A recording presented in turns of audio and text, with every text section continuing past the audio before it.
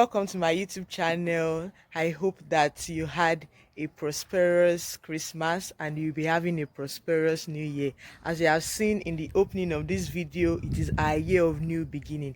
Everything that has been dormant in your life, in our lives, they begin to take a new turn this new year in the name of Jesus. It is our year of new beginning. We are going in God's might. We are flying. We are going and soaring like eagles. So this morning, what do we have? We are on our way for an exclusive interview with the Bowen University student VC. So we call it the One Day VC. In Bowen University, we are known to celebrate excellence. So what is the One Day VC? You soon know about the competition, who won the competition. It was a competition, the One Day VC, who won it, and how it went. So you come with me to an interview with the One Day VC. His name is Mayomikun Olawale. So under the supervision of the Vice Chancellor of the school, Professor Ogunwole Olalekan, he was so magnanimous to leave his position, such humility for a day for his students to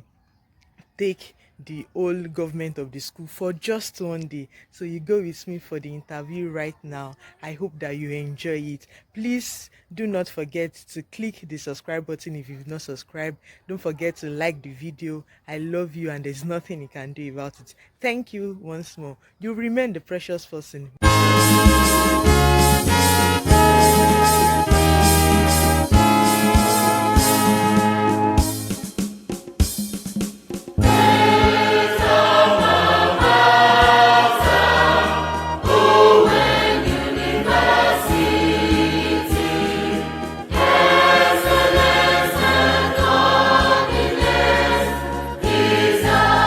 So, who is Olawale Mayomikun? Okay, this looks like a biography. So, Mayomikun is just a simple person, very approachable person. I'm quite shy. Not many people know this, but I'm quite shy. I'm even shy. I'm very camera shy self, so don't mind me if I'm cringy. I'm a fourth year medical student. I'm going into my clinical years by God's grace.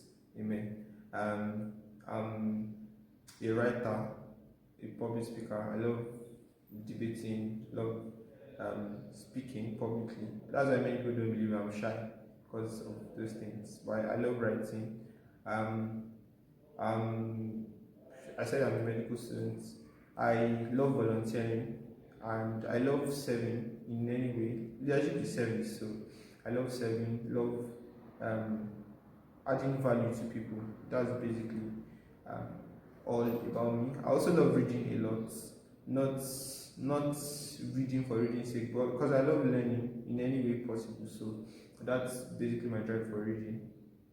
Thank you very much. So, coming from the angle of you being a reader, there is a popular saying that says that a reader is a leader.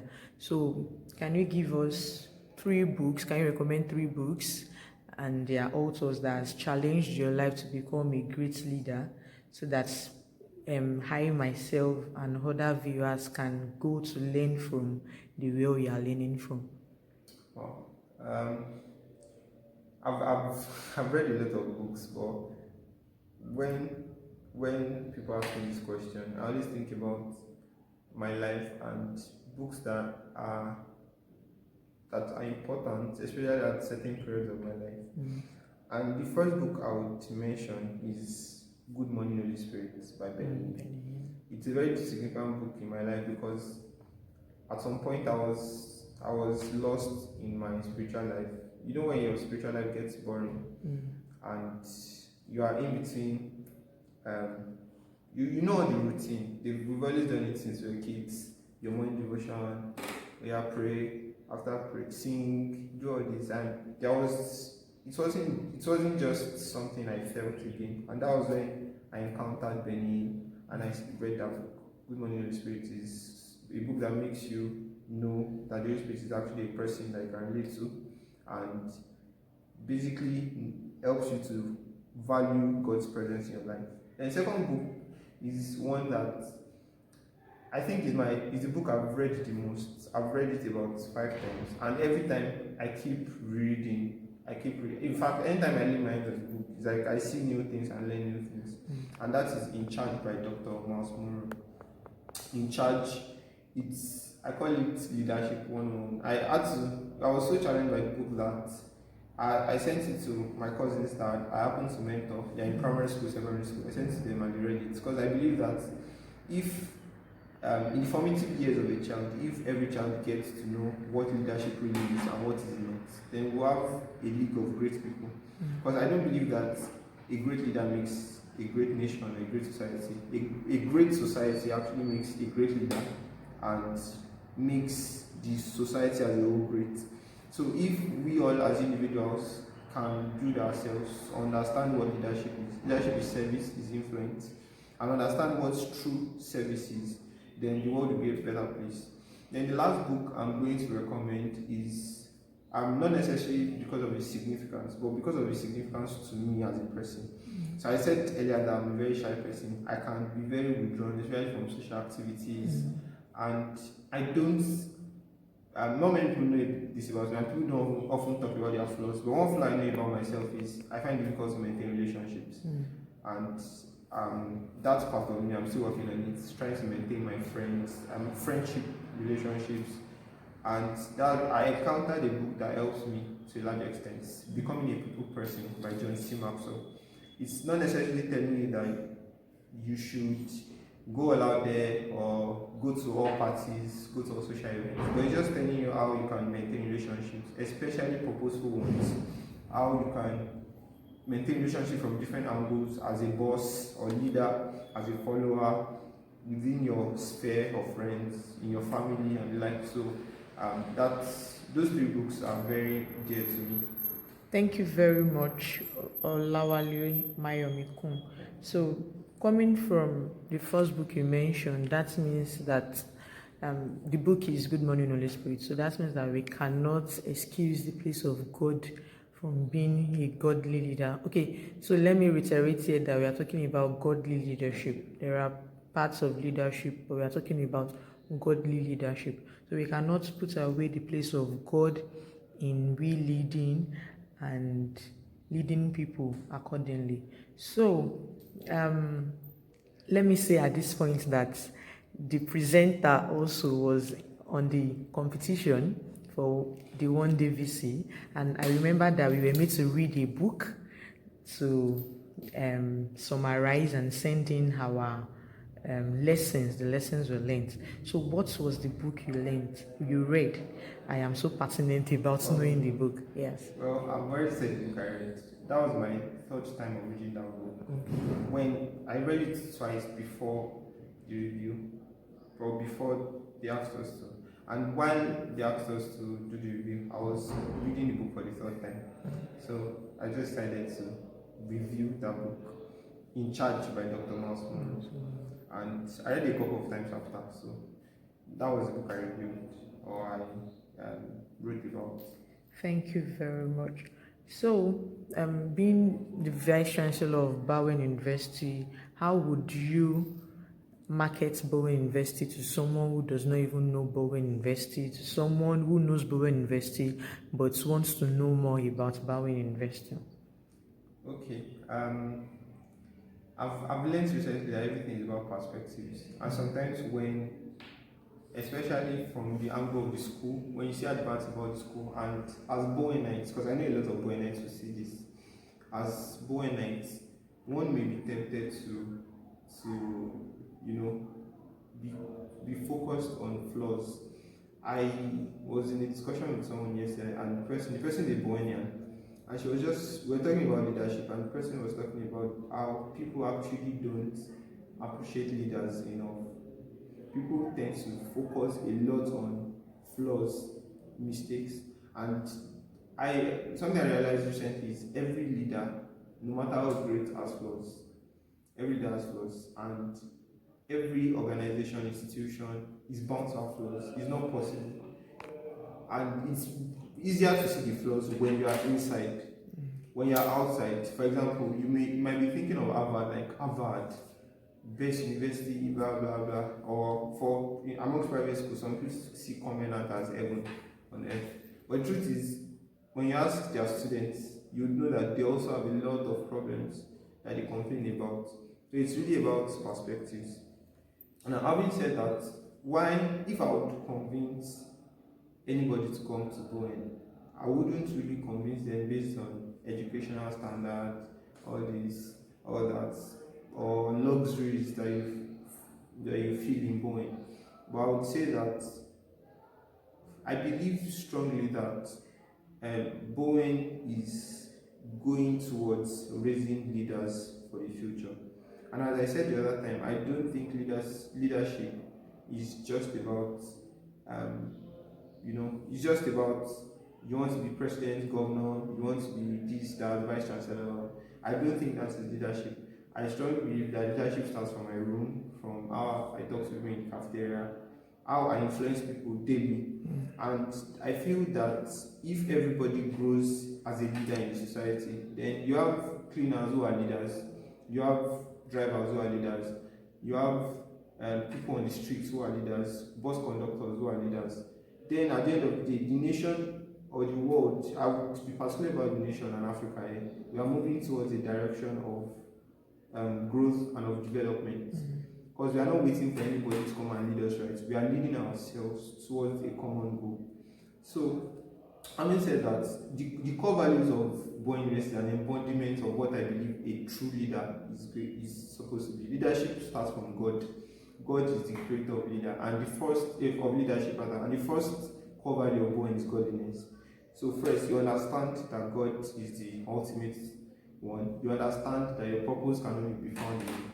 And that is where your functionality comes in. It's when you understand your purpose in God that then you can define. I said leadership is in different spheres.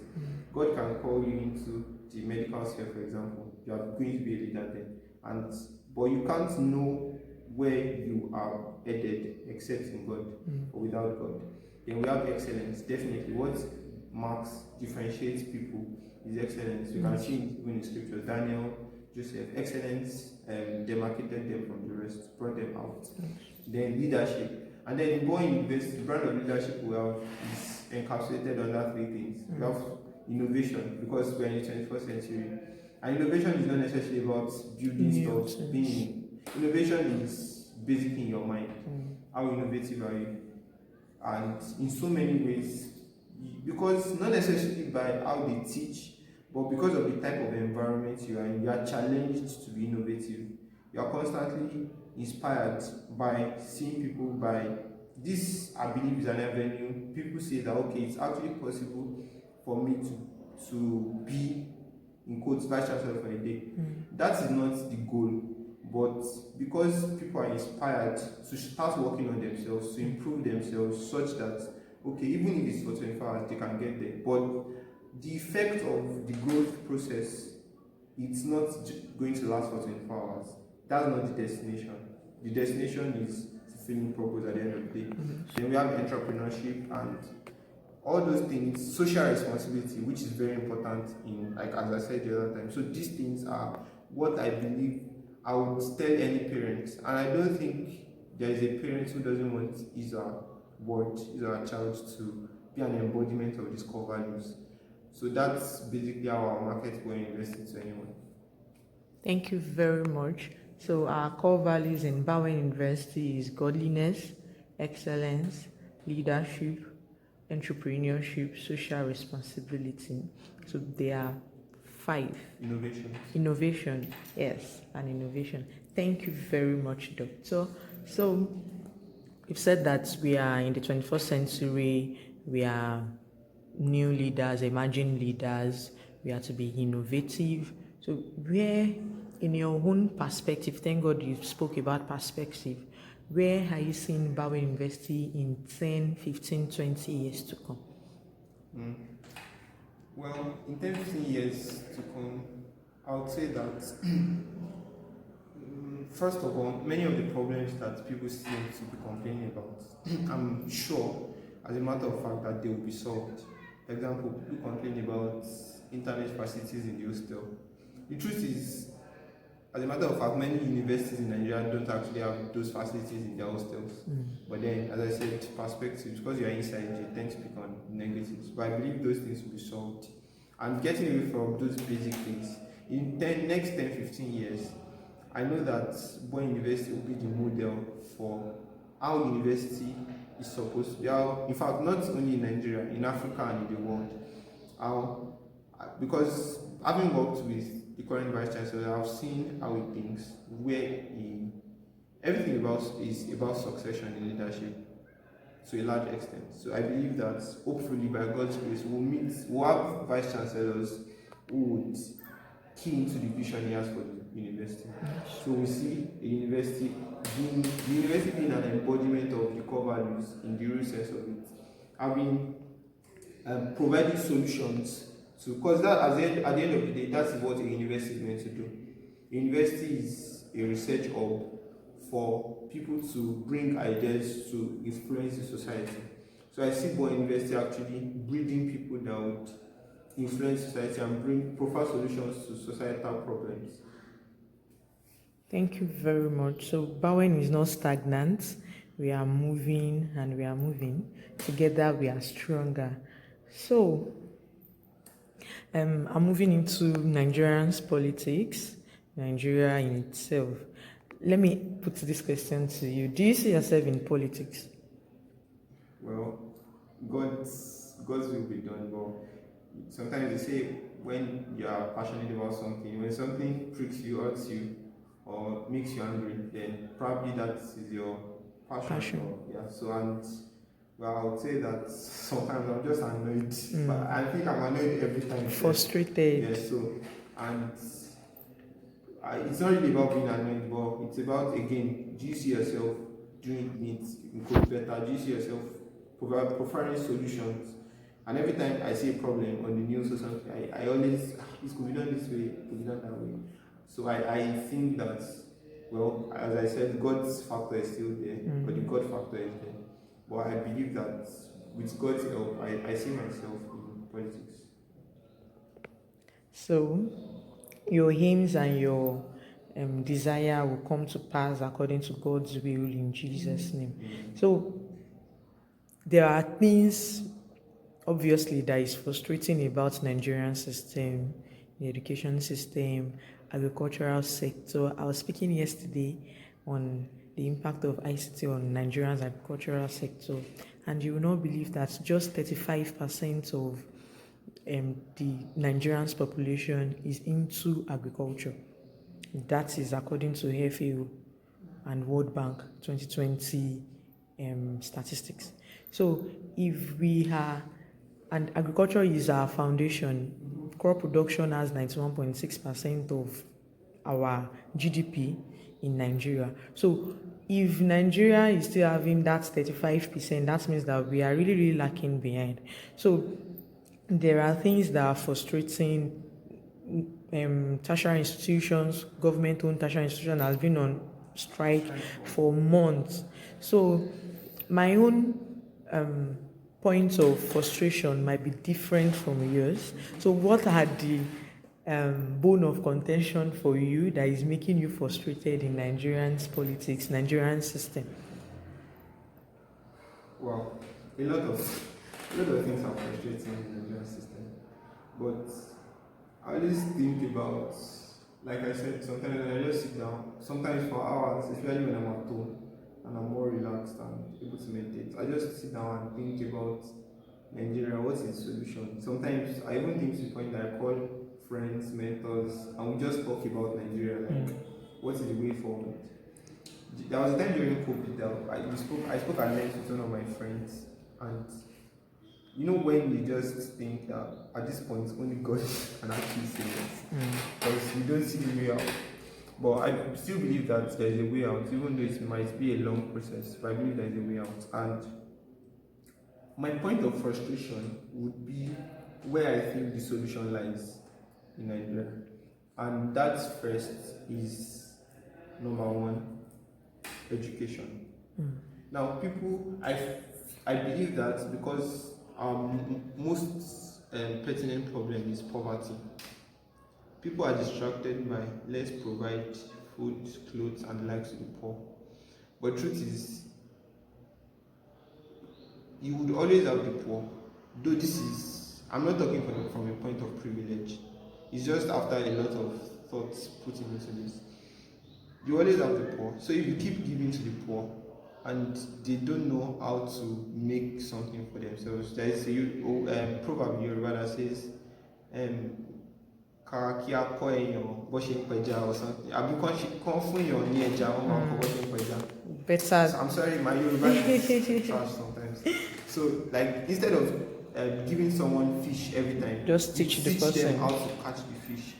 And now, when I mean education, I don't mean go to school. Sometimes BSc degree is now useless.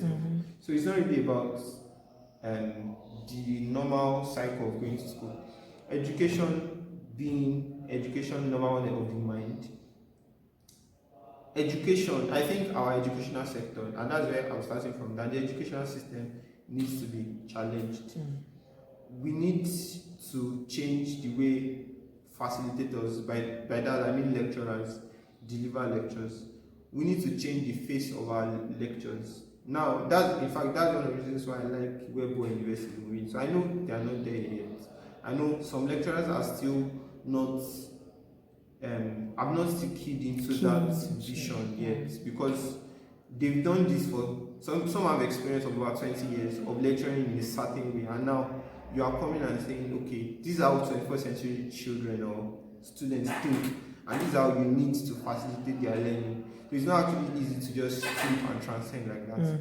But I believe that, to a large extent, the educational sector needs to be challenged. It needs to be challenged. We have places in Nigeria where they are not even allowed to go to school, or they don't have access to education, especially in the north. We have so many places there where people don't still have access to education. Statistically, when a child, 50% of Nigerian children have access to primary education. By the time they get to secondary school, just about 30% have access to primary education. Now, according to United Nations statistics that I checked, not even this year, 2019, I know it should have been worse now because of COVID-19, I'm very sure. Just over 10% of people that started primary school get into the university. And then even the 10%, the quality of education, what they preach, because education is actually about building the mind. Now, what do we feed our minds with in university? Do we just churn out? You know, when you just swallow in stuff without processing it, you pour it back and you get a certificate.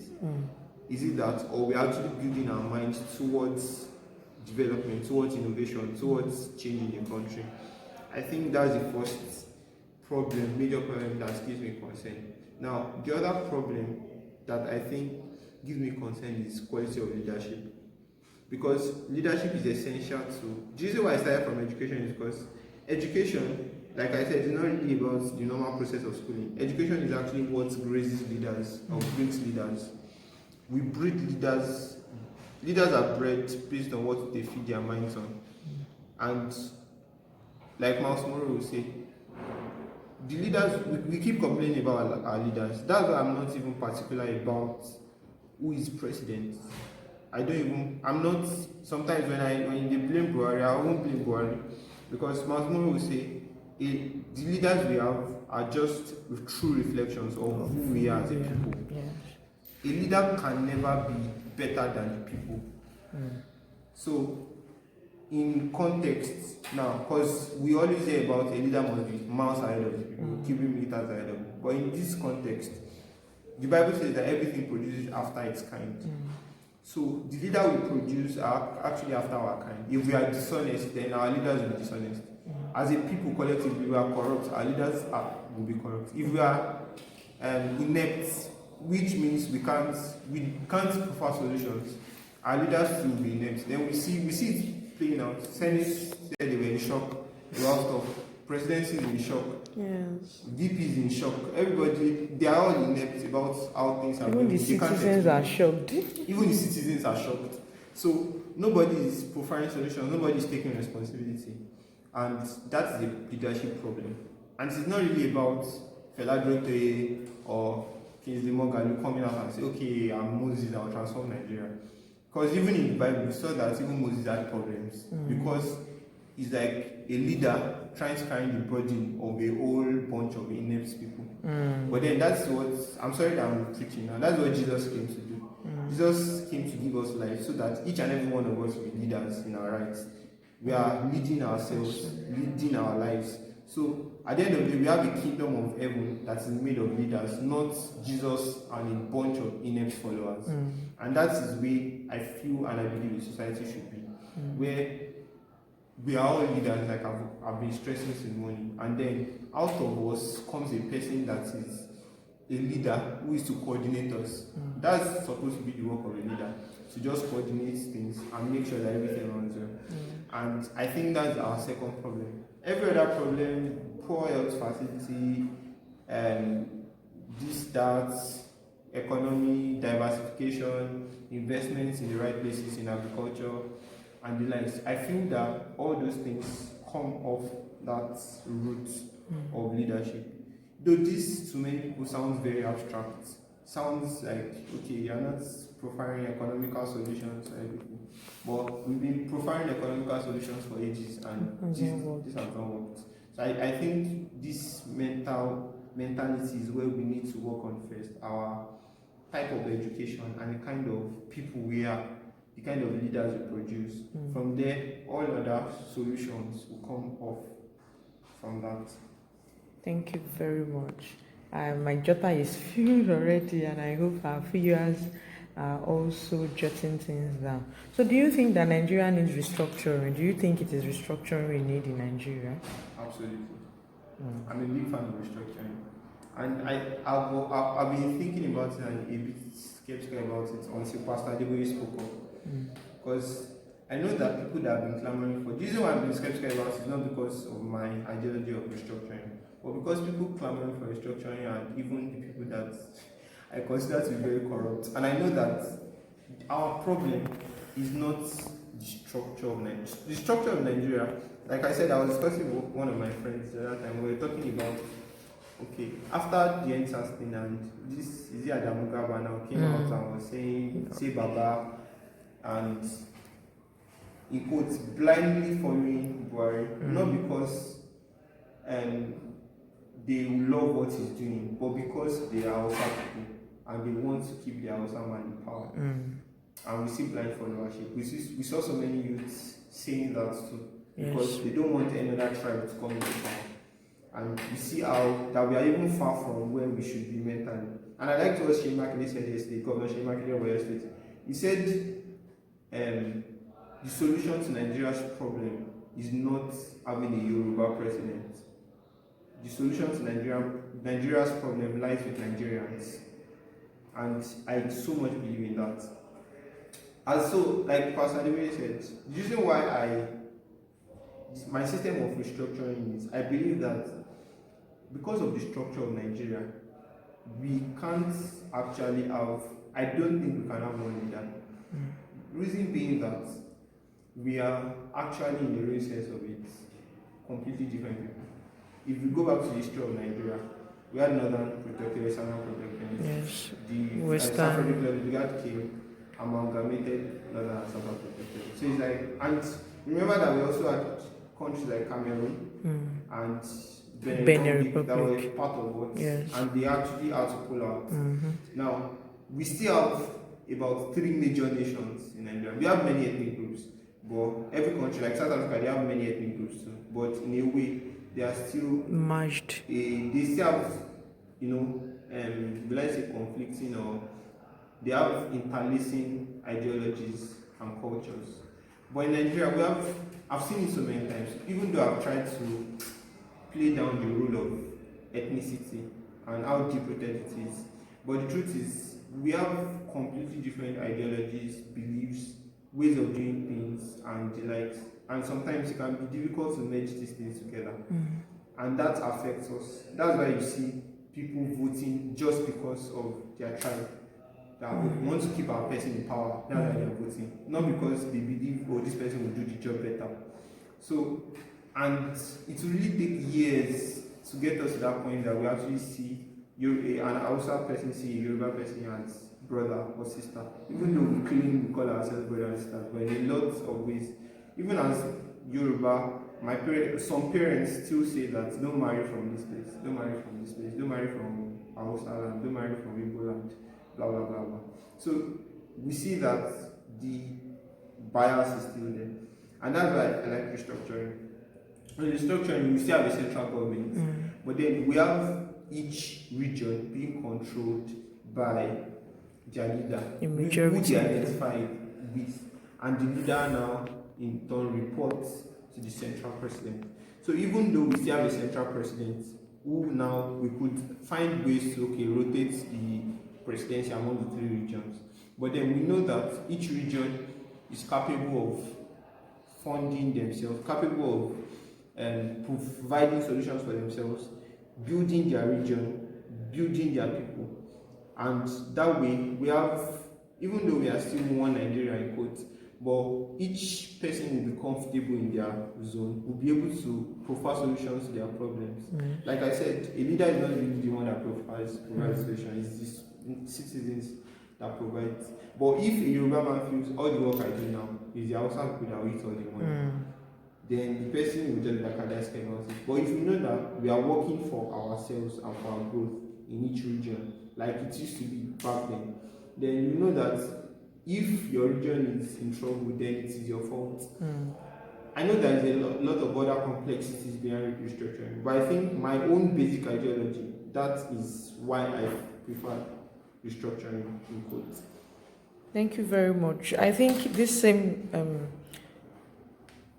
tribalistic bias happened in, I think, Luke chapter 6, where the apostles had to tell them that we cannot leave preaching the gospel to serving tables. He was talking about the Hellenists, the Hebrews.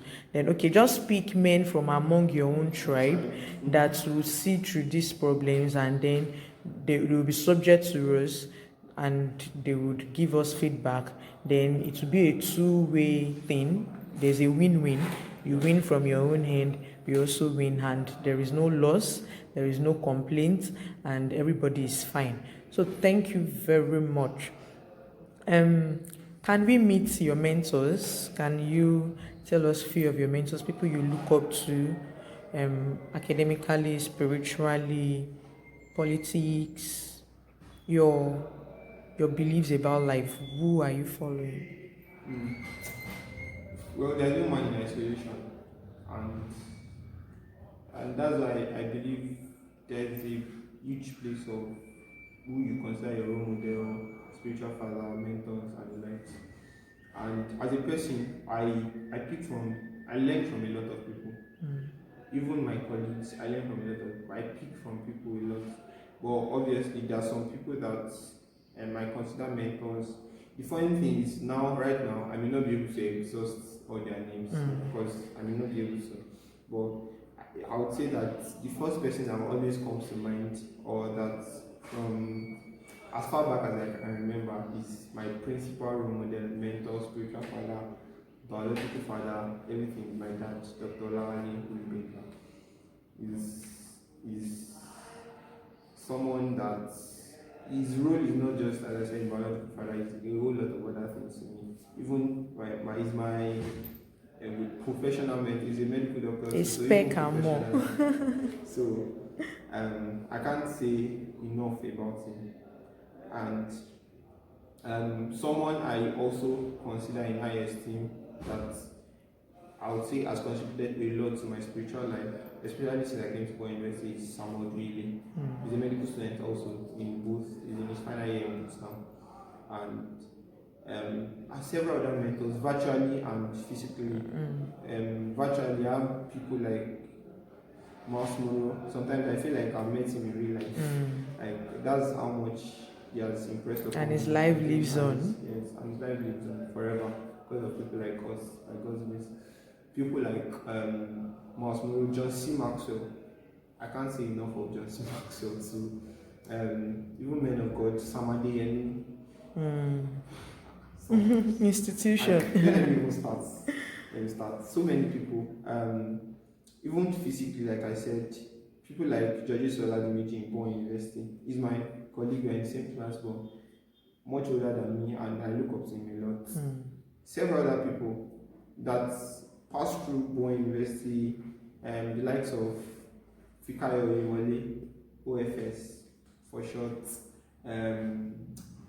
Papa Moses Adelani, Daniel Kolawole, Itunu, Otgan, people know all that, Abidoye Itunu Oluwa, many other, several people, I can't even exhaust their names if I start, that I look up to, even outside, even professionally, person, someone like Dr. Wale Okejima, is a medical doctor, but he's also into politics. He used to serve in the National House of Representatives. So many other Rex Daminabo, Olayode Fortune, so many people, I can't even start. Like I said, no man stands in isolation. So sometimes, even many times, great leaders are an embodiment of so many people, so many graces together. And I try to learn from a lot of people, And I wanted to say something. Okay, yes, you said politically too. Who do I? Sometimes when you think about Nigerian leaders, it's difficult to say this person is. He's my mentor. I'm being fair, but I've said so many times recently that one man that I've identified with so much and I respect him. Right now, I can say that it's safe to call him someone that I look up to, a role model in politics, Governor Mayomikun of Owo State. I can't even start talking about him. He's an incredible man. I respect him a lot and what he did. Yeah. But in the Nigerian political sphere, even abroad, because when you see some politicians abroad too, I just try to learn from everybody. You can't exactly say that you look up to this person because they have their flaws. Yes. And from ideologies, so someone like Nelson Mandela, I learned so much from him. I've learned so much from him. Barack Obama, I've learned a lot from his leadership style. Even someone like Donald Trump. But sometimes you got to identify with these people because they have obvious flaws that as a person you won't want imprinted on yourself. So sometimes one thing again about mentorship as a form of advice, mentorship and especially consider role model or leader is the more you immerse yourself on them, the more you become like them.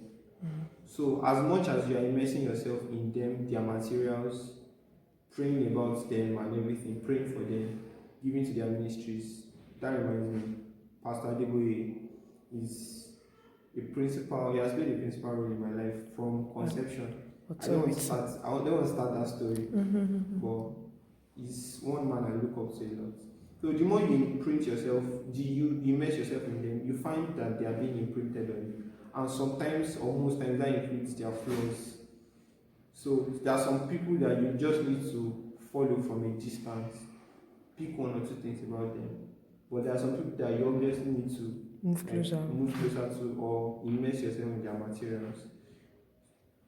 Thank you very much. All work and no play makes Mayomikun a dull boy. I know you love football. Me Chelsea fan. Or blues. So, if you're a Chelsea fan, and I love playing football. You love playing football. Then, how is your mentor Ronaldo? Ronaldo. Yes. Like I've said so many times, Cristiano Ronaldo is my. I consider him a mentor too. Yes, I consider him a mentor too. And it's not just because of his football alone. When we think about the argument is always Messi or Ronaldo, even ladies know Messi or Ronaldo. Yes, now both of them are incredibly good players. Like Messi, incredible player.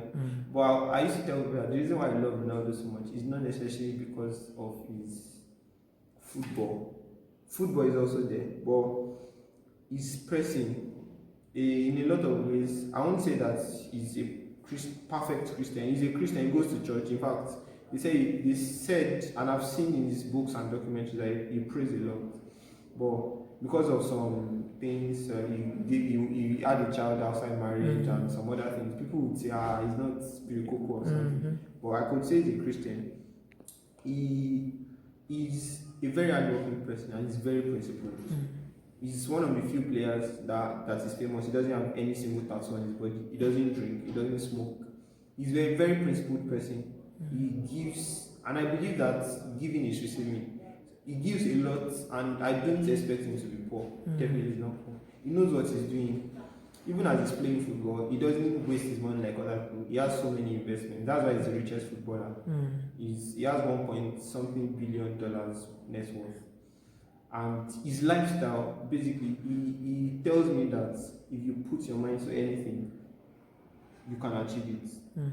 With hard work, with commitment and passion. When he was moving from different clubs, he would tell himself, even when somebody scores, his teammates, I read a lot about him almost every day.